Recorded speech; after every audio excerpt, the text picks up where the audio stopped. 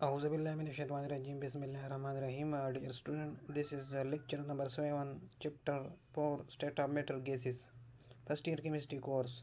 तो स्टार्ट करेंगे आज का topic diffusion, Graham law of diffusion. Diffusion को स्टार्ट करते हैं। The movement of molecule from region of higher concentration to a region of lower concentration. Molecule की movement higher concentration से lower concentration तक, इसको हम डिफ्यूजन कहते हैं। डिफ्यूजन कैसे कहते हैं? Simply diffusion, but diffusion through a hole. ये हमारे पास सिंपल डिफ्यूजन होते हैं, लेकिन डिफ्यूजन एक होल के ज़रिए से होते हैं, तो इसको हम डिफ्यूजन कहते हैं। इसके बाद osmosis, diffusion through a semi permeable membrane, swelling of dead body in the sea is due to osmosis. Diffusion हमारे पास जब सेमी परमिएबल मेम्ब्रेन के ज़रिए से हो जाए तो इसको हम ऑस्मोसिस कहते हैं। एग्जाम्पल इसका है कि swelling of dead body in the sea is due to osmosis. जब डेड बॉडी हमारे पास स्वेलिंग होगा और इसी में एक समंदर में, ये ऑस्मोसिस की वजह से होता है, तो ये हमारे पास ऑस्मोसिस का एग्जाम्पल है। ये इसका डिफ्यूजन और ऑस्मोसिस का डिफिनीशन हो गया। इसके बाद अगर हम आते हैं तो इम्पॉर्टेंट टॉपिक की तरफ, ग्राहम लॉ ऑफ डिफ्यूजन। तो ग्राहम लॉ ऑफ डिफ्यूजन को हम पढ़ते हैं। Rate of diffusion, speed of molecule. Rate of diffusion को हम स्पीड ऑफ मॉलिक्यूल भी कहते हैं, इस कंपेयर्ड विद मोलर मास। इसको हम रेट ऑफ डिफ्यूजन या स्पीड ऑफ मॉलिक्यूल को हम कंपेयर करते हैं मोलर मास को। इसका स्टेटमेंट है ग्राहम लॉ ऑफ डिफ्यूजन का, ये है: according to this law, rate of diffusion of a gas is inversely proportional to square root of molar mass of gas or density of gas at constant temperature and pressure। इस law के मुताबिक rate of diffusion हमारे पास of gas की inversely proportional होगा square root of molar mass of gas की या density of gas की कांस्टेंट टेम्परेचर पे और प्रेशर पे। तो इस लॉ के मुताबिक डिफ्यूजन हमारे पास इनवर्सली प्रोपोर्शनल होगा square root of molar mass of gas की या डेंसिटी ऑफ गैस की एट कांस्टेंट टेम्परेचर पे और प्रेशर पे। तो रेट ऑफ डिफ्यूजन हमारे पास इनवर्सली प्रोपोर्शनल होगी मोलर मास को या डेंसिटी ऑफ गैस को कांस्टेंट टेम्परेचर पे और प्रेशर पे। कैसे? तो मैं आपको प्रूव करूँगा।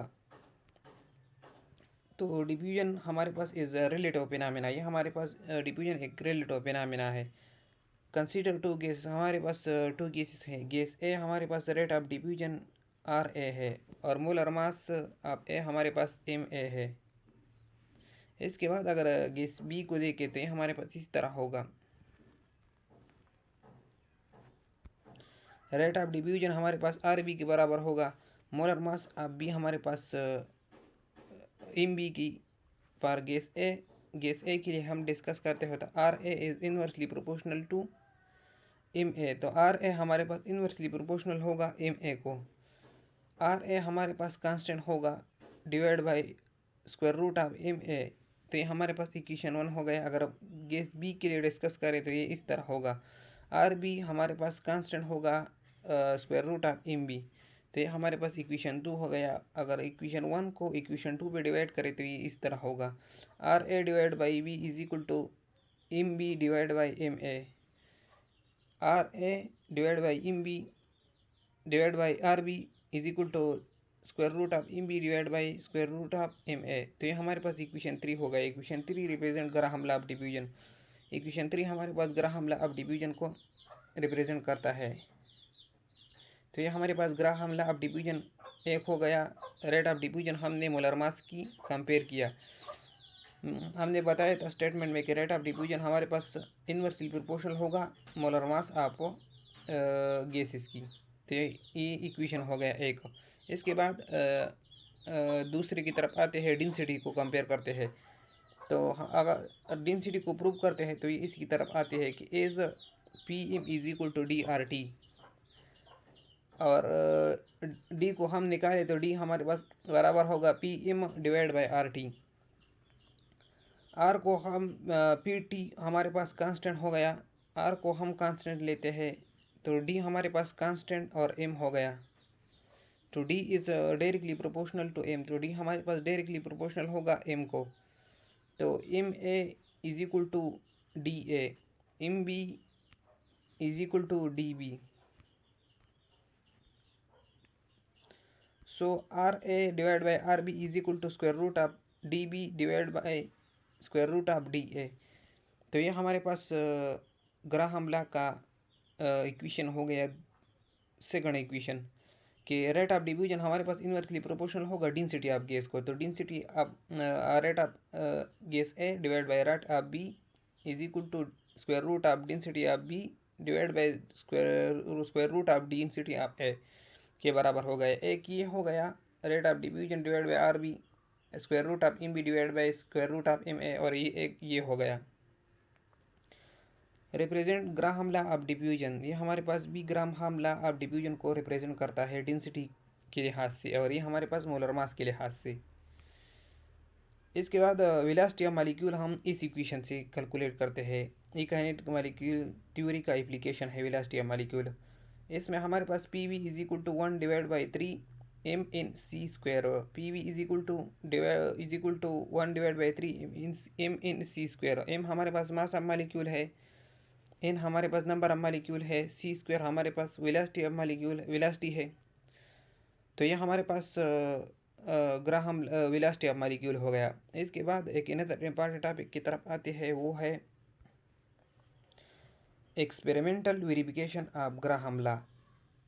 अगर हम एक्सपेरिमेंटली इसको वेरीफाइड करें तो ये हमारे पास इसी तरह होगा कि ammonia plus HCl is equal to ammonium chloride. तो ये क्लाउडी लिक्विड होगा। ये एक इक्वेशन है कि NH3 plus HCl is equal to ammonium chloride, और ये हमारे पास क्लाउडी लिक्विड हो गया। अगर हम इसको डायग्राम से जाहिर करें तो ये इसी तरह होगा कि इसमें हमारे पास NH3 होगा और ये हमारे पास HCl होगा, और ये क्लाउडनेस हमारे पास अमोनियम क्लोराइड होगा NH4Cl, ये क्लाउडनेस होगा। ये हमारे पास 1 मीटर हो गया, ये हमारे पास 1.5 और क्लाउडनेस NH4Cl। तो NH3 हमारे पास हो गया, और HCl cloudiness ammonium chloride 1 metre, इसका मीटर का लेंथ है, और क्लाउडनेस अब HCl हो गया। तो ये एक का डायग्राम है। फिर मैं आपको समझाता हूँ कि इसी तरह एक डायग्राम है। इसी तरह इसमें अमोनिया है, HCl है, और क्लाउडनेस है किसकी, अमोनियम क्लोराइड की। 1 मीटर इसका लेंथ है, और 1.5 इसका वैल्यू आ गया है 1.5। हम इसको प्रूव करते हैं कि 1.5 किस तरह आ गया। अमोनिया HCl अमोनियम क्लोराइड और 1.5 इसका वैल्यू आया है, तो हम इसको प्रूव करते हैं 1.5 किस तरह आ गया। तो 1.5 हमारे पास बराबर होगा rate of NH3 divide by rate of HCl। 2 gas है हमारे पास, तो ये हमारे पास 1.5 को NH3 की वैल्यू है पुट करेंगे इसमें, और डिवाइड बाई HCl की 1। तो 1.5 जब डिवाइड बाई 1 पे डिवाइड करते हैं हमारे पास 1.5 आ गया। तो R NH3 divide by RECl is equal to 1.5। तो ये हमारे पास 1.5 एक्सपेरिमेंटली आ गया डायग्राम के ज़रिए से। तो एक RNH3 डिवाइड बाई RECl 1.5। इसके बाद पढ़ते हैं कि RNH3 डिवाइड बाई RECl और molar mass of HCl divide by molar mass of NH3। तो मोलर मास ऑफ HCl की 36.5 है, डिवाइड बाई NH3 की 17 है। तो ये हमारे पास 1.48 आ गया, और 1.48 को हम राउंड अप करें तो ये हमारे पास 1.50 आ गया। तो RNH3 डिवाइड बाई RHCl हमारे पास 1.50 आ गया। तो ये हमारे पास रेट ऑफ ये हमारे पास एक्सपेरिमेंटली वेरिफिकेशन था ग्राहम लॉ की, क्योंकि डायग्राम के ज़रिए से हमें HCl और NH3 का रेट ऑफ डिफ्यूजन हमने मालूम किया। अगर आपको इसमें कोई भी मसला हो तो हमसे कमेंट में पूछ सकते हैं। अगर आपने हमारे चैनल को सब्सक्राइब नहीं किया तो सब्सक्राइब करें। Thank you.